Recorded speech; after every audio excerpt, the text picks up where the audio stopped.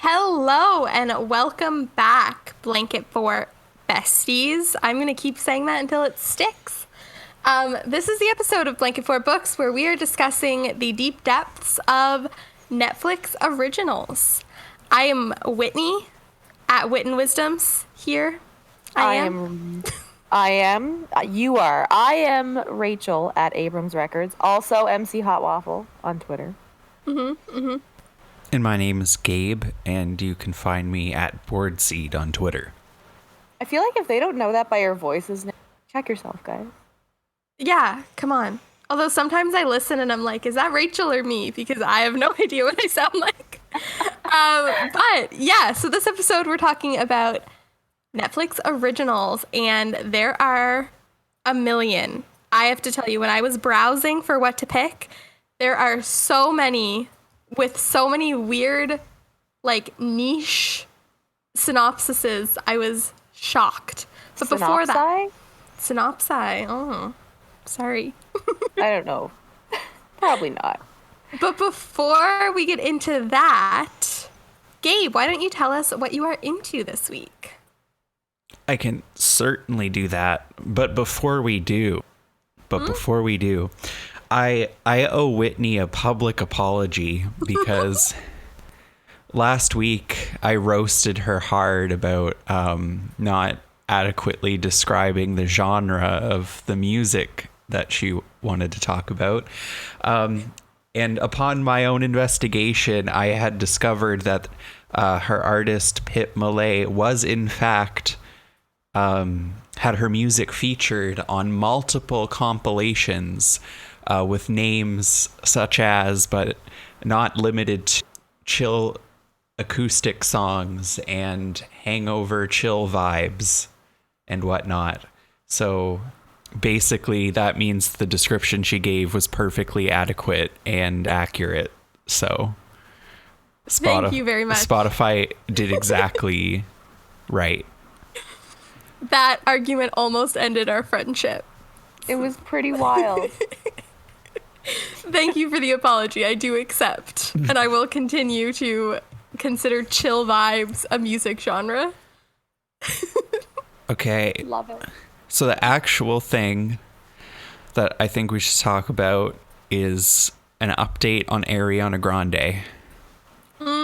Question. How long has it been since this has come out now? This album came out October 30th, 2020. So it's pretty recent. Yeah. And it was only, I guess it was a few weeks ago now that I had I was at Whitney's place when it was allowed. And we just decided to throw on Positions by Ariana Grande and listen to it in full. So that was the first time I really was conscious for the whole thing. And I gotta say, I actually ended up liking it more than I thought I would. It was better than I expected because I'd only heard the first third of the album concretely. And that's honestly the sleepiest part of the album. The best songs are later. So I gotta give it to them for the track Motive and Safety Net and POV being faves, along with of course the title track Positions, which is a bop. But would I listen to it again? Absolutely. It was surprisingly classy while also being horny. Very tasteful. I mean, it's not gonna age. It's not gonna age very well, but You say it's horny and tasteful? yeah. It is. That's how I describe it too. I think that's perfect. Tasteful. That's like a private middle school. Tasteful. Think more like high class. Yeah. Okay. Wait, Kind of the vibe. That could be interpreted as a slight against Ariana Grande. You're gonna get dragged. No, not at all. That's not what I meant. I mean, those are just the vibes. I'm thinking Okay, good thing that you clarified that because it almost No. sounded to me like you were calling Ariana G, a lady of the night, which is it's totally Absolutely, okay if she wanted if to she be. wanted to. But It's only Yeah. a slight, I don't know. We support sex work here, but that's not what I was saying. I just meant those are like the vibes that it gives off. anyway, so yeah, it was actually pretty good. Not like best of 2020, but it was pretty good. Yeah. Well, I am glad that you updated because everyone was on the edge of their seat waiting for that final update. Yeah, I forgot to ask last time. It'll be a responsibility of mine to also keep updated on any future Ariana Grande. Yes, it absolutely will. You are now the designated Ariana Grande expert of this podcast. Oh, well, I mean, I don't know what she's doing right now. I don't know like what her latest song is. So, yeah, I'm totally qualified. Did you see that meme going around? Well, it's just a little video of her leaving a hotel. And they were just like, yeah, like, let's go, bye. And then said bye to the doorman. And then he goes so excited. And you could tell that he was going to, like, tell his friends. But he was, like, 50. Oh, no, but that's adorable. It was really funny. It was funny. Oh, so what have you been into, Rachel? Gnarls bar. Tell Flashback. us. Interesting. Flashback. Now, this is going to make me sound like the dumbest of the dumbest. I've only ever known the group as Gnarls Barkley. Never once did I ever care to look who was in it, how long they've been around. And I was totally unaware that CeeLo Green was in it. Oh my god. Where have I been? Like, what? I remember the moment when I was like in the car with my dad and like Forget You by CeeLo Green was on the radio and we were like, is that Gnarls Barkley? What is happening? And we looked it up and our minds were blown. Yeah, like I just never cared beyond just like shuffling around their discography. And of course, like every morning that I need to be awake but can't really get myself there, I just blast crazy because I don't think there's anybody on the face of this planet who doesn't groove to that song. It's true. It's But true. anyway, socks knocked off that it was CeeLo Green. Also, the producer Danger Mouse, which my father is super in. Danger Mouse. Yeah, Danger Mouse. Watch out for that Danger Mouse. Anyway, so that's just, I mean, not everything. I'm not into like some of their stuff can get really lost because it's just kind of like really. I would say it's like an ambiance background for a lot of the tunes. But there are some really good grooves that I never even heard of because I really feel like Crazy peaked and then they disappeared off of my radar for a very long time. Oh. Yeah. Yeah, Anyway. that's like one of the only songs I know by them because I'm uncultured. Well, I probably the honestly best don't song. know anything about them. Oh, well, take a peek. What year did Crazy come out? Crazy came out in 2005. So, I mean, people have been jamming since 2005 to them. I'd probably That's know it if I heard it, but I don't know what we're talking about. Maybe you're crazy. Oh, yeah. Does that make me crazy? Yeah. I remember that.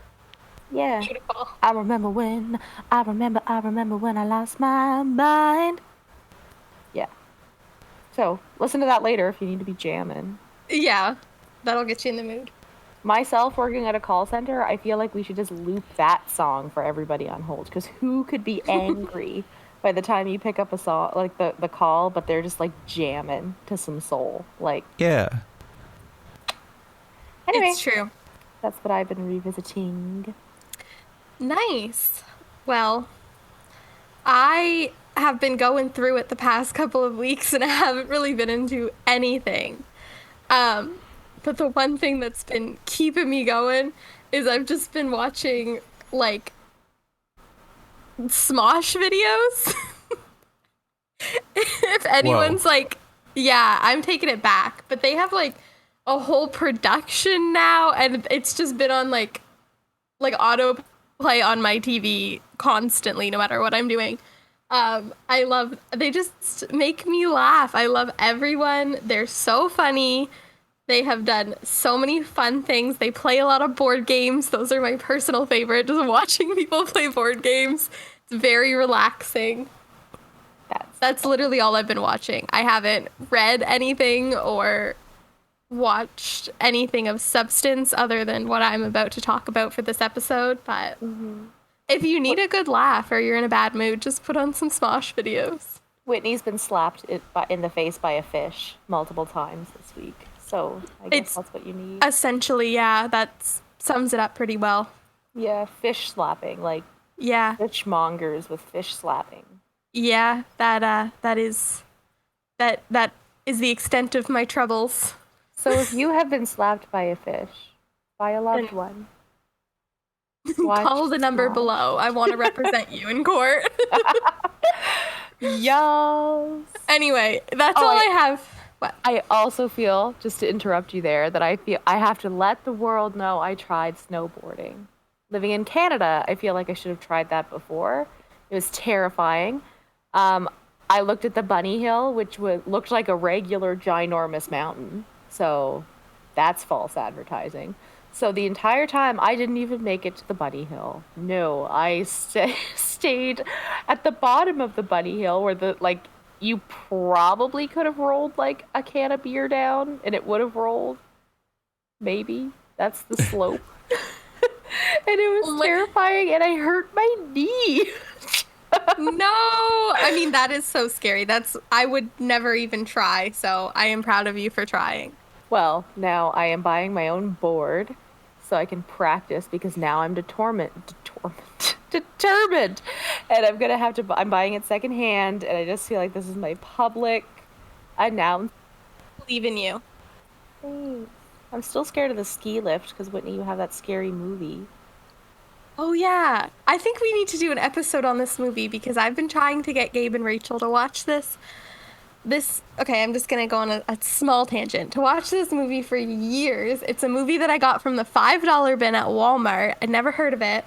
And it's called Frozen, but it's definitely not the Disney movie. And it's just about these 3 people who are at a ski resort, and it's like a Friday and everything's about to close, but they get there and they're like, please just let us go down like one more time before you close. And the guy's like, hey, do it. So they do, and then they get on the ski lift, and then the dude's like forgets about them in like 10 minutes and just fucking leaves them. So they're like 20 feet in the air, stuck in the middle of a ski lift in like, obviously it's really freaking cold, and they're stuck there for the weekend, and it's honestly horrifying. I've seen this movie like once, like probably 10 years ago, and it has been ingrained in my brain, and I will never go on a ski lift. Yeah, no, ditto. It's very scary. Climb up underneath, carry my stuff, and hike up. Yeah. And you might think that there's like an easy solution, but they try everything and nothing goes well. Whoa. Well, I'm gonna watch that. Yeah, that needs to be discussed in depth. But, okay. Let us get into the meat of the episode. Who wants to go first? Me. Okay, Rach, what did you watch? Well, it's kind of like we're going off of, was it last week that was Helena Bonham Carter, or the week before? The week before. Okay, so kind of going back there, I watched a Netflix OG with Helena in it. Ooh, okay. Enola Holmes. Do you guys know? Yeah, kind of. No. It sounds familiar, but I don't know. It's basically like a Sherlock Holmes. Enola is supposed to be Sherlock's younger sister. Oh, yes. Okay. Yeah, so the main lady would be Millie Bobby Brown. I just like saying Millie Bobby Brown. I like her name too. I just always think of her Twitter beef with Jacob Sartorius, and I don't know that. Oh, they just have like, I don't know if it's still a thing, but they're like 12 and they have like 12-year-old Twitter beef. She was dating him. He's like a young Vine star, and they were like fighting, and she'd tweet him like gifs of her kissing her co-star in Stranger Things to make him jealous. Oh my gosh. And it's just so cringy. Well, that makes me like her more. Oh, she's just like middle school aged, and I'm like so glad that, because I would have done the same. Oh, heck yes. Anyway, so basically Enola, which by the way is alone backwards, which is why Helena decided to name her child Enola. Whoa. So she discovers that her mom is missing.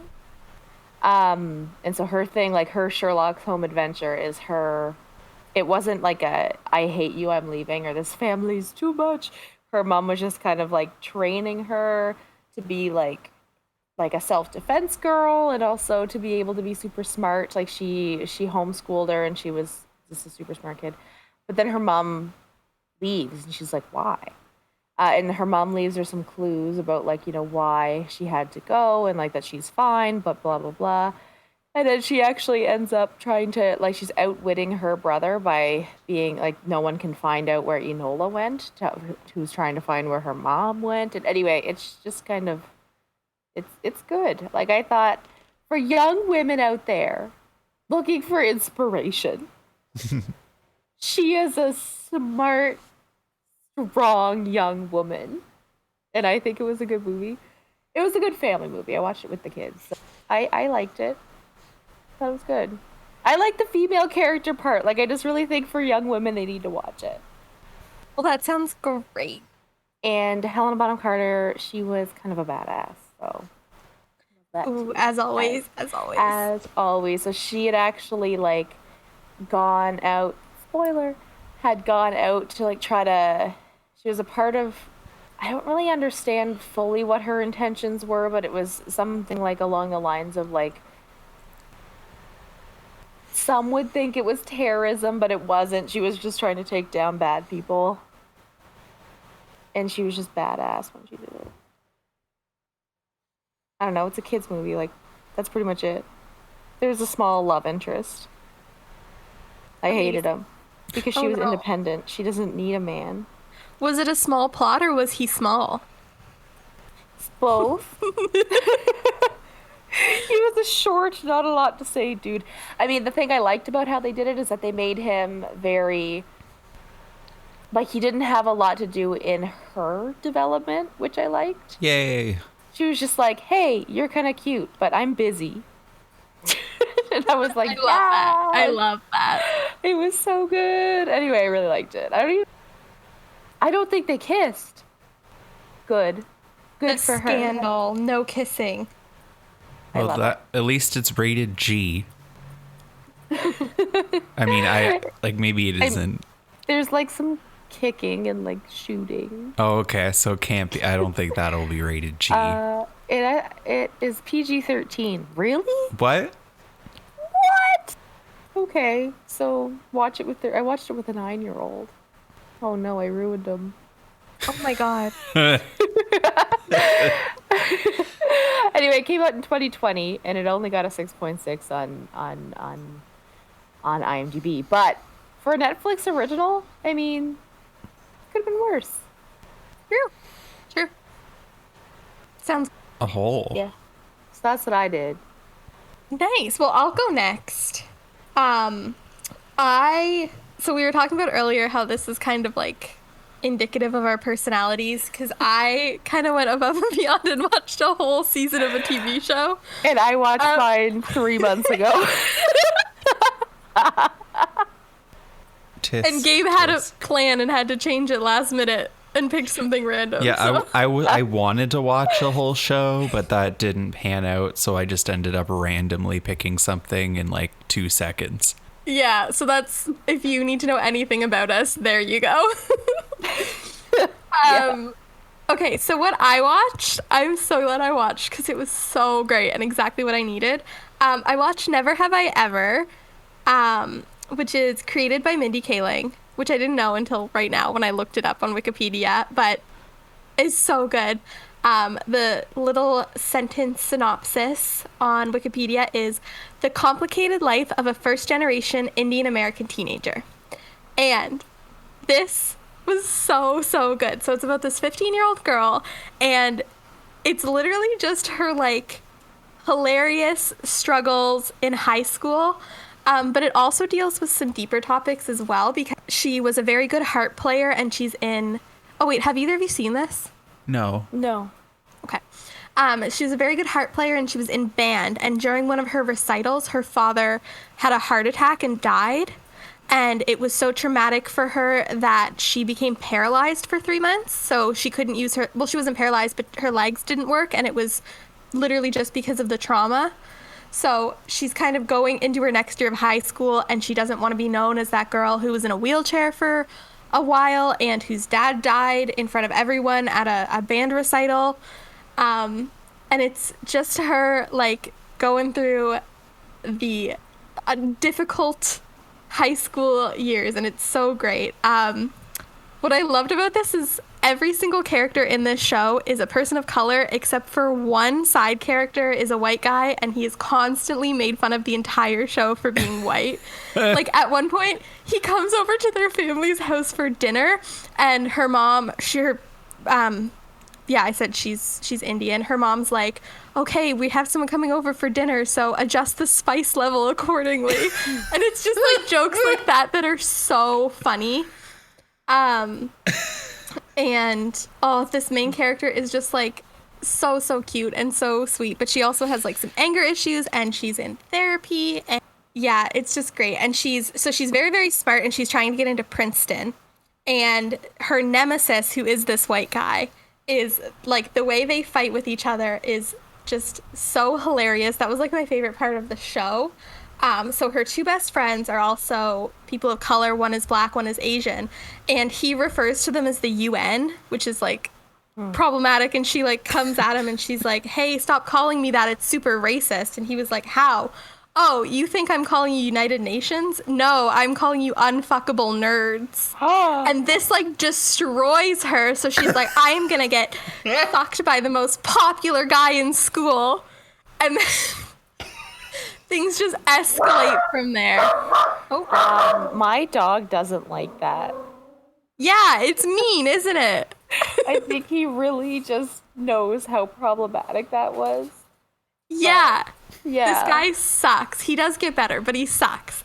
And he's also one of my favorite parts. I'm literally just talking about the funniest parts of the show. But one of my favorite parts is his parents are like super absent, and he's also like really, really rich. And he's like bored one night. He's supposed to go to a basketball game, and his dad cancels. So he's on his Rick and Morty Reddit page that he's obsessed with. And he is trying to meet someone else who is a Rick and Morty fan. And he goes to meet them at a diner, and it ends up being this like 50-year-old man who's really creepy and wants him to like blow on his pizza.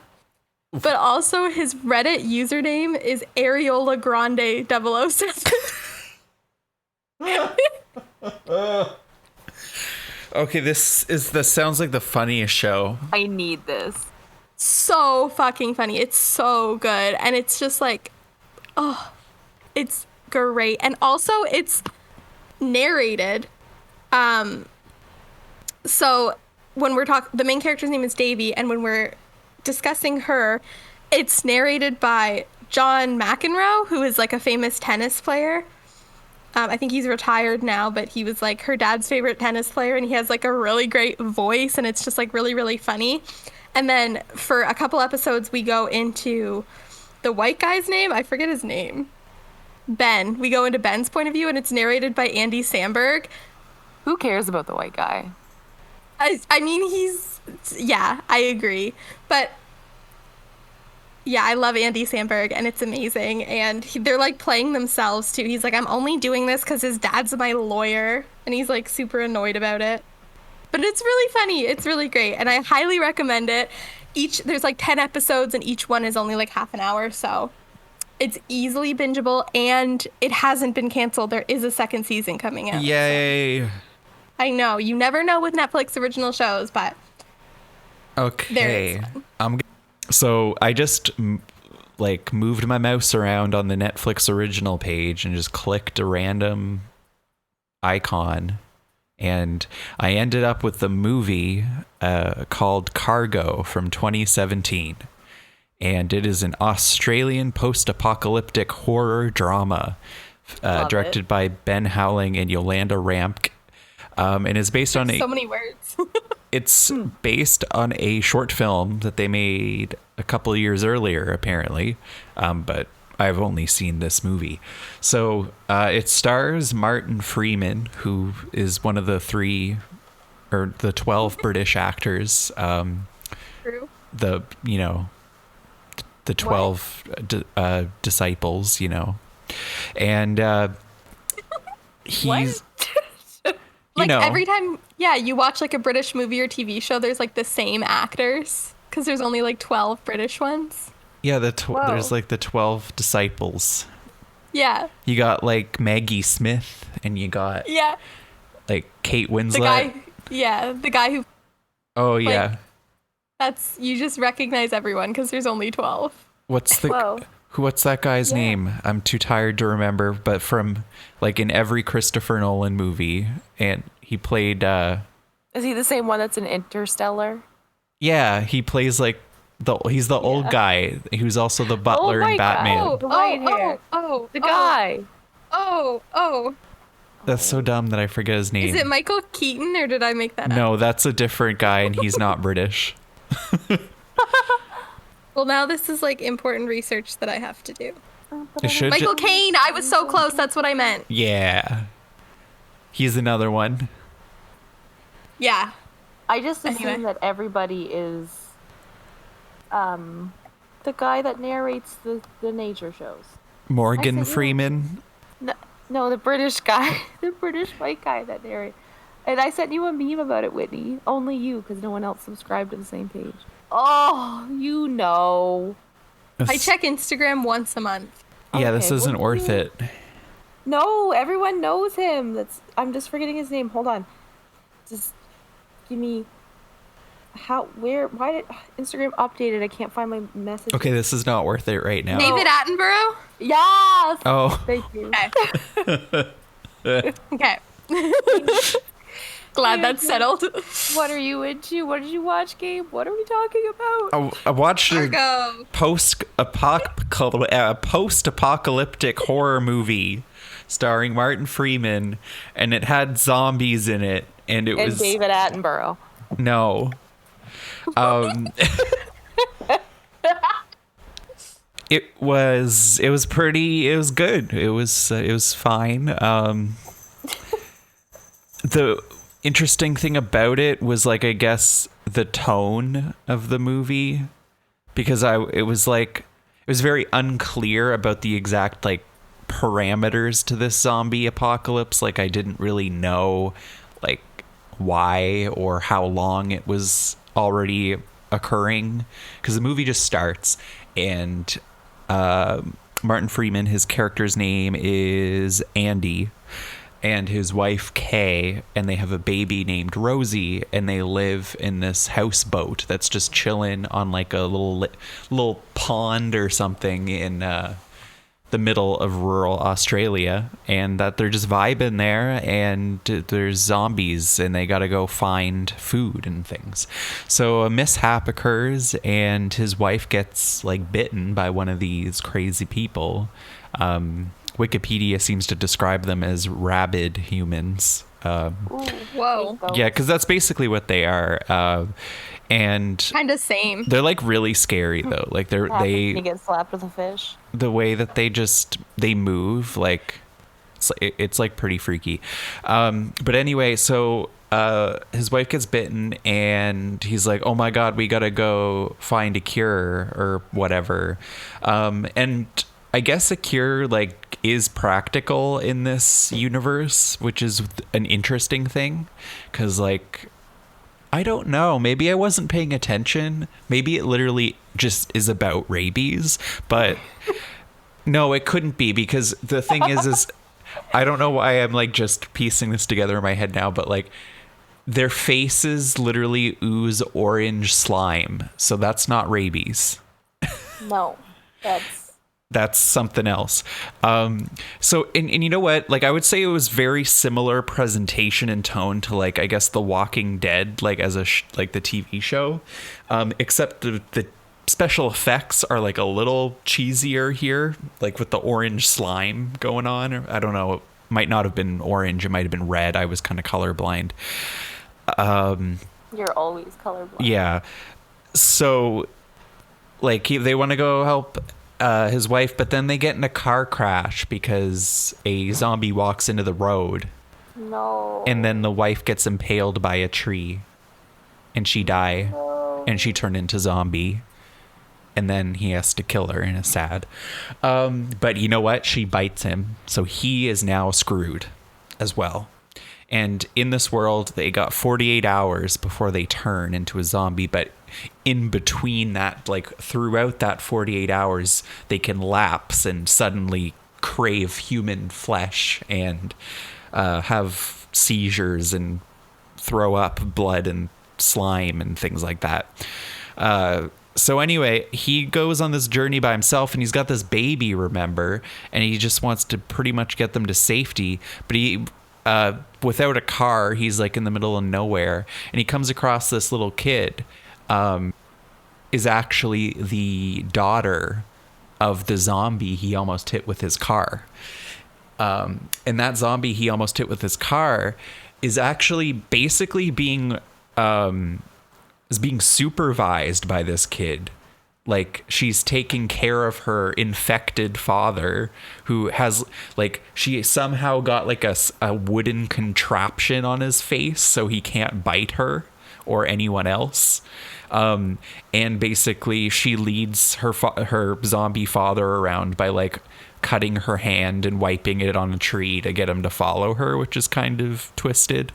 But like still loves and cares for him, even though he's like a zombie. And they kind of go off on their own thing, and then suddenly they eventually end up in this guy's like creepy house that's using live humans as bait for zombies. And the kid is in one of these cages entrapped.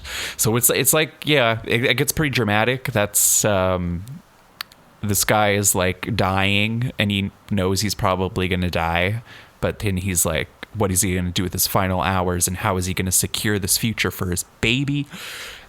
And it's really intense sometimes, but it's also sometimes kind of like how casually and determined these characters are sometimes, like how they deal with these situations. It's kind of interesting because most of the time, like in this world, it feels like this zombie apocalypse has been long established. So they're just like, oh yeah, people get bit, turn into orange slime, and then they die. Whatever. It's just how it goes. And they have like watches that they can just pull out and set to a 48-hour timer, like immediately after they get bitten. Do zombies live forever? Well, if they were real somehow, the amount of decay that zombies usually have would not be enough to actually have them support themselves to walk and move. And if they were really decomposing, like animals would pick them apart, and they would just probably all be rotting and gone within a few days.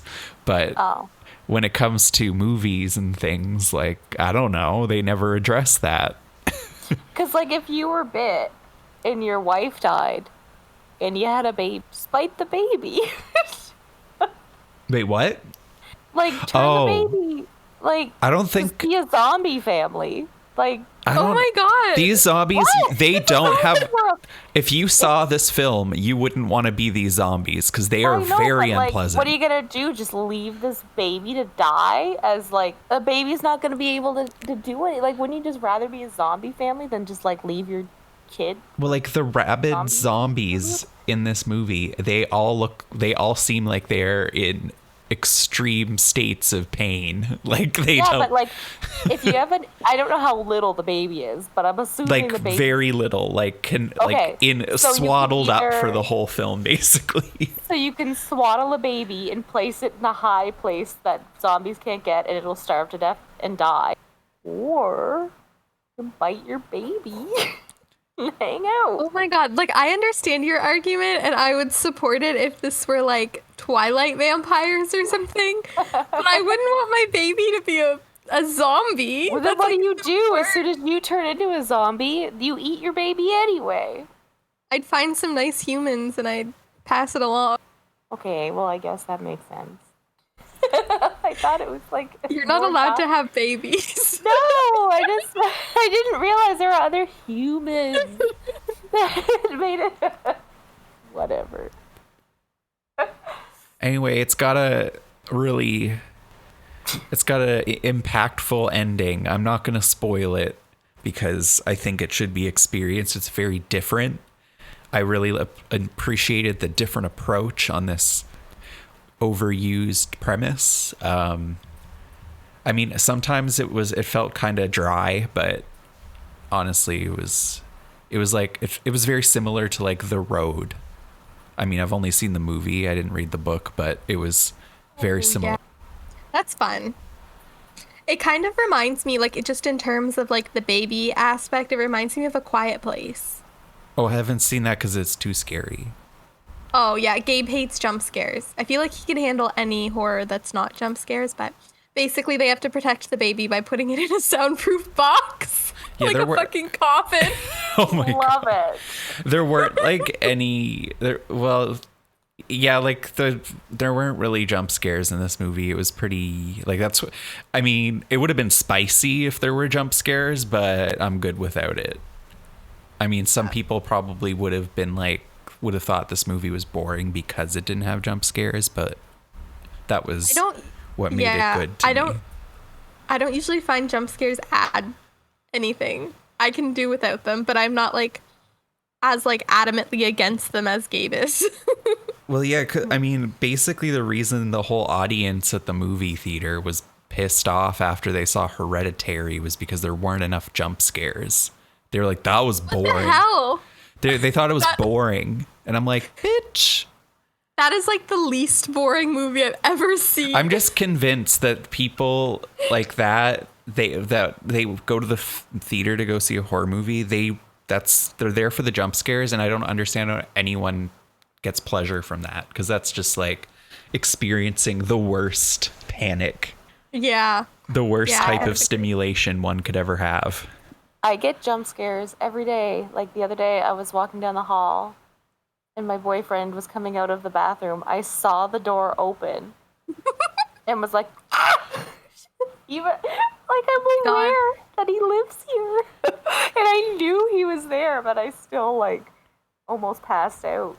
I am the exact same way. The other day my cat was in my kitchen and he was peeking his head out like around a wall, and I saw him. I was walking towards him and I screamed in his face and he freaked out and I freaked out.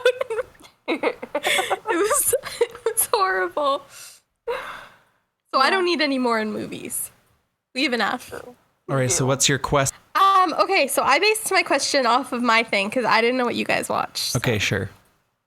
So my question this week is, if you had to create a bucket list that you had to complete within the next week, and if you completed everything on your bucket list in the next week, you won a prize or like immortality or something, what would be on your list? Does it have to be an exciting bucket list, or can it be like clean the house, spring cleaning, but for real? No, it has to be things that you've never done before. Skydiving. But you have to do it within the next week. Oh. Skydiving. So if you can't complete it within the next week, then you're fucked. I wouldn't and trust. Like you die. I don't think I could plan skydiving. But like, what if you can't get in? What if you can't get week. booked in? Then I'd rather die. Also, it's a pandemic. No. Remember. Yeah. I don't think it's happening right now. You can't do bucket lists in COVID. Are you crazy? You have to. You are getting money or you're dying. I'll go streaking. I accept that. Well, yeah, because it's free and I'm gonna get arrested. That's unpleasant. Anyway. I'd rather pick things that are good.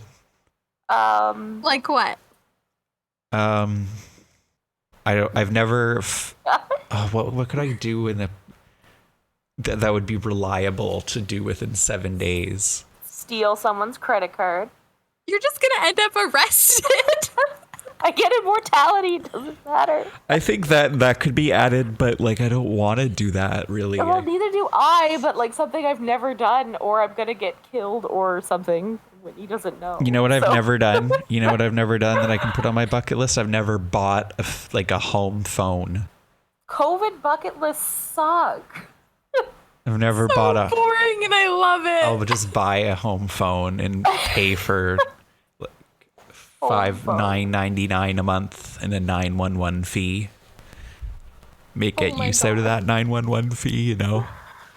Oh my god. Yeah, when you find out that Rachel stole a credit card and you have to turn her in.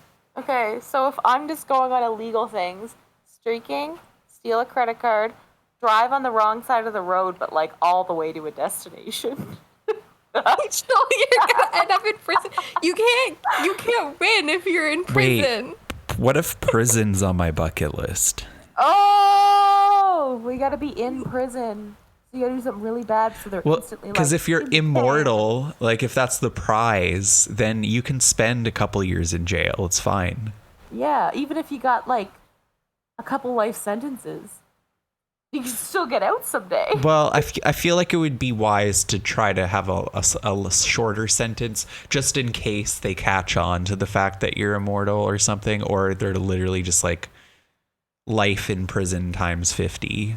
And that would you really want to be there for that long? No. But imagine how different it would be when you came out. That's scary, and I wouldn't want to think about that. You guys focused on the wrong part of the question. Well, it's COVID. If I didn't realize, if my imagination was restricted to COVID, then there's really not a lot of things we can do that aren't illegal. Well, the same things that are, like, you only have a week. So, like, what do you want to do that's, like, if there's no pandemic, what do you want to do? I want to go skydiving. You literally cannot. You just said there's no pandemic. What are you talking about? You go skydiving like an hour from here. What if you can't? Then you're fucked. You can't rely on someone else to fulfill your bucket list. My bucket list has nothing to do with personal development. It's about friggin' adrenaline. What the heck? No, but what I'm saying is you have to rely on someone else to be able to fulfill your skydiving requirement. Okay, well, there's nothing I want to do I can do just by being Rachael and walking out my door. Like, that's not a bucket list. That's my every frickin' day. Okay. What else is on your bucket list then? We'll move past skydiving. Whitewater rafting. Oh my god, you only have a week. Bungee jumping. I'm gonna eat some raw chicken.